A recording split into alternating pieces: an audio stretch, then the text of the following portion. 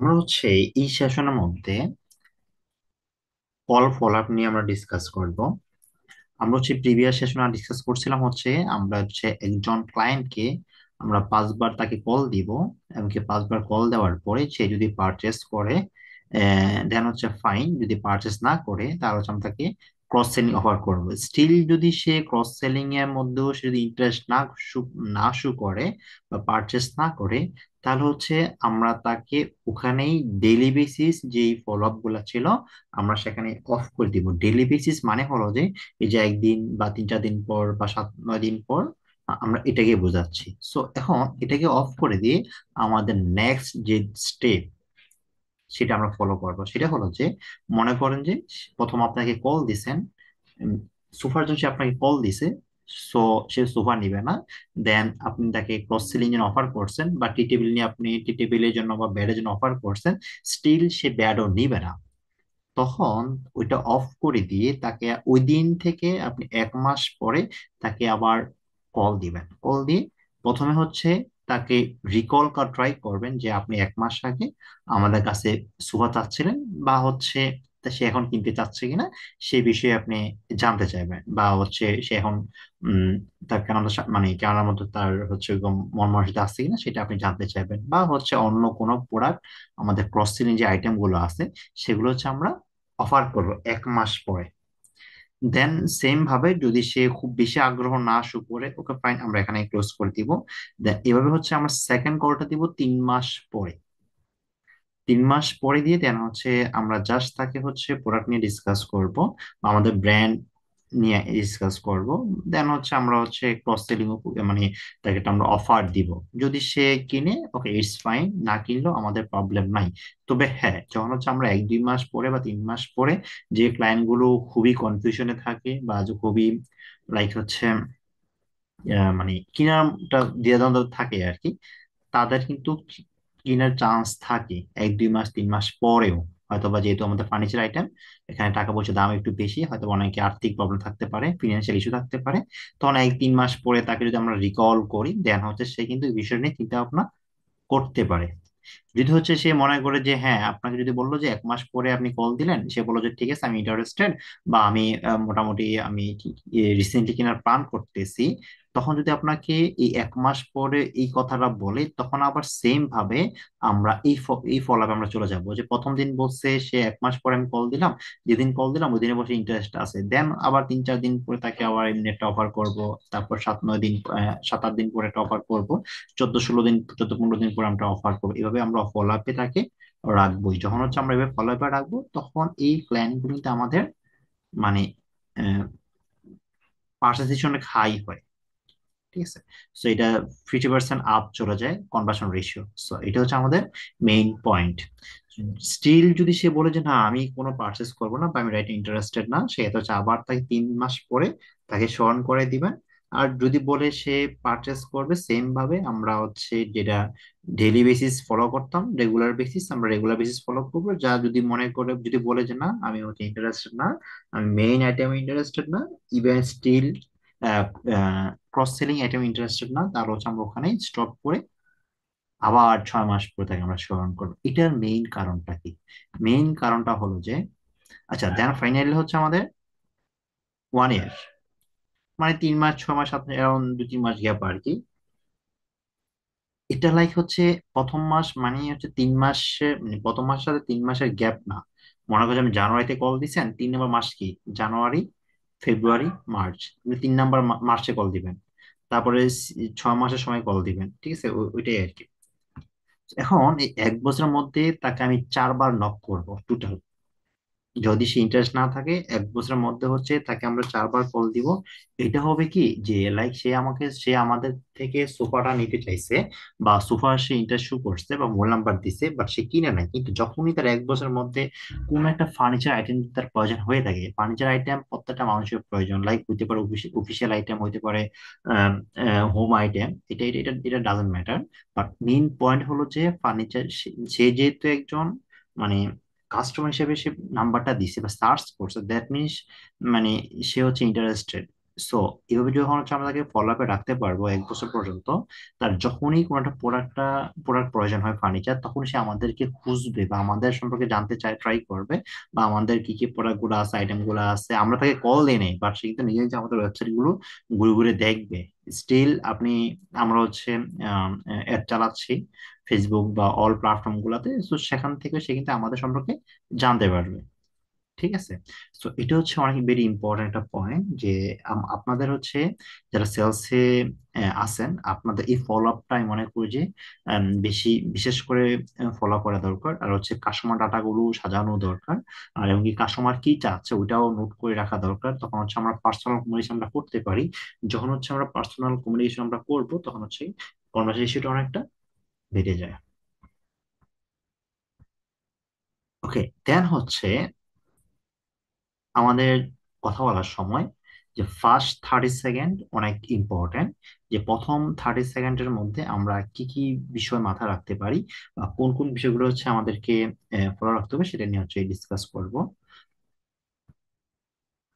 সেটা হলো যে প্রথম হচ্ছে আপনার অ্যাপ্রোচটা হতে হবে ফ্রেন্ডলি অ্যাপ্রোচ। কখন আমরা রোবোটিকে যাব না। খুব অবশ্যই ডেফিনেটলি প্রফেশনালি আমরা মেনটেন করবো, বাট রোবোটিক নট রোবোটিক। আমরা হচ্ছে লাইক স্মাইলিং একটা ফেস থাকবে, বা হচ্ছে আমরা এখানে অ্যাকশন দেওয়া আছে, great with a smile and worm tone. Purpose হচ্ছে মেক দা কাস্টমার ফ্রি ফিল কমফোর্টেবল। যে আমরা যে মানে এজ এ হিউম্যান হিসেবে কাস্টমার যেন আমাদের সাথে কথা বলতে সে আগ্রহী প্রকাশ করে বা কমফোর্টেবল ফিল করে, সেভাবে হচ্ছে আমাদেরকে প্রথমেই কথা বলতে হবে। এখানে একটা এক্সাম্পল দেওয়া আছে। আম, আমরা অবশ্যই বাংলা কথা বলবো, এই ডেফিনেটলি ইংলিশ কথা বলবো না। সো আপনারা হচ্ছে এখান থেকে এক্সাম্পলটা পড়ে নিবেন। দেন সেকেন্ড যেটা হলো যে সেটা হচ্ছে কনফিডেন্ট অ্যান্ড নলেজেবল। আপনি যে ক্লায়েন্টকে আপনি কল দিছেন, এটা মাস্ট, এটা একটা ম্যান্ডাটরি। বিকজ যখন হচ্ছে কাস্টমার আপনার সাথে কথা বলবে, তার প্রবলেম নিয়ে যখন ডিসকাস করবে, ওই প্রবলেম গুলা যদি আপনি সলভ করার মতো আপনার যদি নলেজ না থাকে, বা আপনি যদি তাকে কনফিডেন্টলি ওই বিষয়গুলো যদি সলভ করতে না পারেন, তাহলে কিন্তু সে আপনার কাছ থেকে প্রোডাক্টটা কিনবে না। দ্যাটস ওয়াই আপনি ক্লায়েন্টের সাথে যে কথাগুলো বলবেন 100% কনফিডেন্ট নিয়ে বলতে হবে। এবং কি যা কিছু বলবেন ওই বিষয়ের উপর আপনার ক্লিন ধারণা থাকা লাগবে, ক্লিন জ্ঞান থাকা লাগবে। সো তাহলে হচ্ছে যদি আপনার, আমার কাছে মনে হচ্ছে যে আমাদের যারা সেলসে আছেন হয়তো বা মানে প্রোডাক্ট এক্সপিরিয়েন্স খুবই ন্যারো, সাচ এস লাইক মানে প্রোডাক্ট মেটেরিয়ালস গুলো কিভাবে হয়ে থাকে, কোন প্রোডাক্টের হয়ে থাকে, বা কিভাবে মেক করে থাকে, এই বিষয়গুলো হয়তো বা যারা লং টাইম ধরে মানে আমাদের সেম ইন্ডাস্ট্রিতে আছেন বা হচ্ছে আমাদের কোম্পানিতে আছেন, তারা হয়তো বা জেনে থাকবেন। বাট যারা নতুন জয়েন করতেছেন তাদের জন্য এটা মেবি একটু চ্যালেঞ্জিং হইতে পারে। তো আমি মনে করি যে আপনাদের উচিত যে এই মানে যেই বিষয়গুলোর উপর আপনি কাজ করতেছেন সেই বিষয়গুলোর উপর কিছু নোট রাখা। সেগুলো যেন আপনি প্রপারলি যেন আপনি বুঝাইতে পারেন একজন মানুষকে, একজন কাস্টমারকে। ওই বিষয়ে একটু আপনার স্টাডি করাটা ইম্পর্টেন্ট, লাইক মানে প্রোডাক্ট স্টাডি আর কি, প্রোডাক্টের উপর বেস করে। সো আপনাকে অবশ্যই কনফিডেন্স হওয়া লাগবে। যদি আপনার কনফিডেন্স না থাকে, যদি আপনার কথার মধ্যে অনেক প্রবলেম থাকে, যদি আপনি ক্লিয়ারলি কথা বলতে না পারেন, তাহলে হচ্ছে ক্লায়েন্ট মনে করবে যে আপনার প্রপার এক্সপিরিয়েন্স নাই বা আপনি জানেন না। সে এখানেই আপনাকে মানে কলটা কেটে দিবে, কথা এখানেই কমিউনিকেশন স্টপ করে দিবে। সো এটা হচ্ছে আমাদের কোম্পানির জন্য একটা ব্যাড ইম্প্যাক্ট পড়বে। এটা মেন হলো যে ট্রাস্ট অ্যান্ড,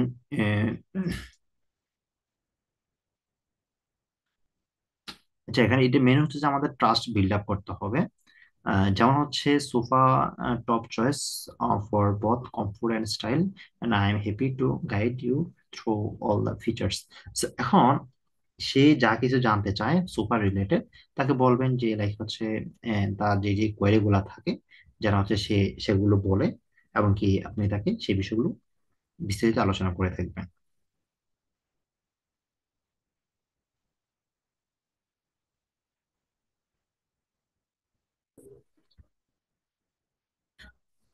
আপনাকে আপনার প্যাশন এবং অ্যাটেন্টিভ হওয়া লাগবে, যে লাইক কাস্টমার কি বলতেছে সেটা বিষয়ে, সেটা খুব ক্লিয়ারলি আপনাকে শুনতে হবে, এবং কি ক্লায়েন্টের কথা খুব ভালোভাবে মূল্যায়ন আপনাকে করতে হবে। দেন হচ্ছে পজিটিভ অ্যান্ড এনথুজিয়াস্টিক, যে আপনি যে কথাগুলো বলতেছেন, আপনার যে অ্যাপ্রোচটা হবে ক্লায়েন্ট যেন এটা পজিটিভলি নেয়, সেটা উপর ফোকাস রাখতে হবে। এমনকি আপনি অনেক আগ্রহী নিয়ে কথা বলতেছেন, বা হচ্ছে অনেক আগ্রহী, মানে আগ্রহের সাথে তার কথাটা আপনি শুনতেছেন, সেটা হচ্ছে আপনাকে এনশিওর করতে হবে, বা আপনার অ্যাটিটিউডটা সেভাবে শু করতে হবে। Maintain a positive and energetic tone. এখন আপনি কথা বলতেছেন, কথা বলার মধ্যে যদি আমরা বলি যে লাইক একটা এনার্জেটিক পার্সন, সে একটু লাইক ফ্লুয়েন্টলি কথা বলতেছে, বা একটু ভিভাইডলি কথা বলতেছে, তখন কথাগুলোর টোনটা অন্যরকম ভাবে আসে। আম, বা কাস্টমার যেটা বোঝে সেভাবে হচ্ছে আপনাকে কথা বলতে হবে, তাহলে হচ্ছে সে একটা পজিটিভ মাইন্ড নিবে আপনার প্রতি, এবং কি সে মনে করবে যে ওকে ইটস ফাইন, বা হচ্ছে এটা পারফেক্টলি, যে সেখান থেকে কিছু একটা পারচেস করতে পারে। এখন আমাদের কমিউনিকেশনটা অনেক ইম্পর্টেন্ট ম্যাটার একজন কাস্টমারের সাথে যোগাযোগ করার ক্ষেত্রে, বা একটা প্রোডাক্ট পারচেস করতে আমাদেরকে এই যে কমিউনিকেশন গুলোর জন্য, আচ্ছা আমরা হচ্ছে এই যে পয়েন্ট গুলো আছে, এই পয়েন্ট গুলো কিন্তু হচ্ছে আমাদের প্রথম যে পার্ট আছে, যে লাইক প্রথম যে তিনটা পয়েন্ট, সেটা হলো যে কি, সেটা হলো যে যদি আমরা প্রথম থেকে দেখি,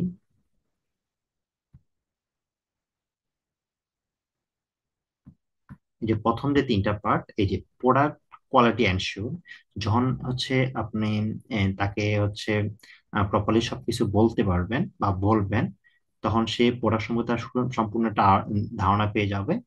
বা হচ্ছে আপনি প্রোডাক্টের মেটেরিয়ালস বা এভরিথিং তাকে এনশিওর করতেছেন, সে তাই ট্রাস্ট বিল্ড আপ হবে। ঠিক আছে, এই যে ট্রাস্ট বিল্ড আপ হবে, বা হচ্ছে আমরা হচ্ছে যে সার্ভিসটা দিচ্ছি এটা 100% অথেন্টিক, বা হচ্ছে আসলেই যদি সে আমাদের কাছে এই প্রোডাক্টটা পারচেস করে, মানে আফটার পারচেস সে আমাদের কাছে সাপোর্টটা পাবে, এই একটা এনশিওর সে পাবে। তো এই যে তিনটা পয়েন্ট আছে আমাদের সেলার কমিউনিকেশন স্ট্র্যাটেজি, আপনি যখন কমিউনিকেশন করবেন এই তিনটার উপর বেস করে আপনাকে কি করতে হবে, আপনাকে কথা বলতে হবে। এই তিনটা পয়েন্ট কিন্তু আমাদের এই ছয়টা পয়েন্ট আছে এখানে, এই ছয়টার মধ্যে আপনার পড়ে যায়। যে ফ্রেন্ডলি, ফ্রেন্ডলি মানে হচ্ছে লাইক তাকে ওয়েলকামিং পার্সন হিসাবে আপনি তাকে দেখতেছেন। তারপর হচ্ছে নলেজেবল, যেটা আপনি ডিটেলস বলতে পারতেছেন, প্রোডাক্ট এনশিওর করতেছেন, এরকম এগুলোই আর কি। আর হচ্ছে আচ্ছা 5 নাম্বার যেটা আমরা বলিনি, সেটা হলো যে সলিউশন ওরিয়েন্টেড। এখন সে হচ্ছে লাইক হচ্ছে একটা প্রোডাক্ট নিয়ে আলোচনা করতেছে, যদি হচ্ছে আপনার এটা বিষয়ে প্রপার যদি আপনার নলেজ না থাকে, তখন কিন্তু তাকে সলিউশন দিতে পারবেন না।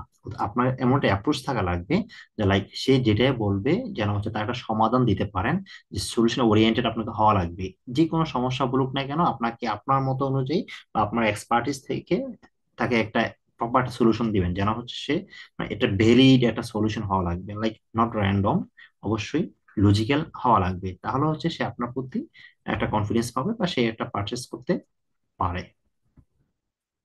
দেন এখানে এক্সাম্পল দেওয়া আছে, এক্সাম্পলটা পড়লে একটা বার ক্লিয়ারলি ধারণা পেয়ে যাবেন। দেন হচ্ছে রেসপেক্টফুল এবং নন প্রেশারিং, যে অবশ্যই হচ্ছে আমরা একজন কাস্টমার সাথে যখন আমরা কথা বলবো, অবশ্যই আমরা তাকে রেসপেক্ট করব, এবং কি তাকে কখনই আমরা প্রেসার দিব না যে ভাই আপনি আমাদের কাছ থেকে প্রোডাক্ট পারচেস করেন, এটা কখনই করা যাবে না।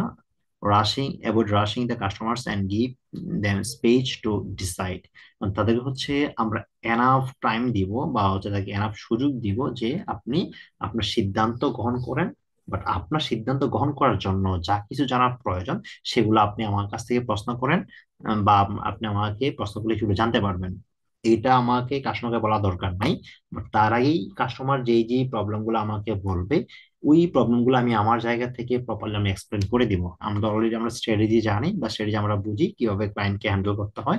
ওই স্ট্র্যাটেজির থ্রুতে যদি আমরা কমিউনিকেট আমরা করতে পারি, আই থিঙ্ক আমাদের পার্সেস রেশিওটা অনেক হাই হয়ে যাবে। সো এই হচ্ছে ছয়টা পয়েন্ট, এই ছয়টা পয়েন্ট কিন্তু আমাদের ফার্স্ট 30 সেকেন্ডের মধ্যেই থাকা লাগবে, এবং কি ক্লায়েন্ট যেন এই প্রথম 30 সেকেন্ডের মধ্যে যেন ক্লায়েন্ট আমাদের প্রতি একটা ট্রাস্ট বিল্ড আপ হয়, যে লাইক হ্যাঁ মানে ওরা একটা কোয়ালিটিফুল, একটা ভালো একটা কোম্পানি, বা হচ্ছে আপনি খুব ভালোভাবে তাকে হ্যান্ডেল করতেছেন, বা আপনি যে কোয়ালিফুল পার্সন, বা আপনার একটা এনাফ এক্সপিরিয়েন্স আছে বা নলেজ আছে, সেটা যেন সে বুঝতে পারে প্রথম 30 সেকেন্ডের মধ্যে। তাহলে হচ্ছে ক্লায়েন্ট পজিটিভ একটা অ্যাপ্রোচ দিবে, বা আপনি পাবেন ক্লায়েন্ট থেকে।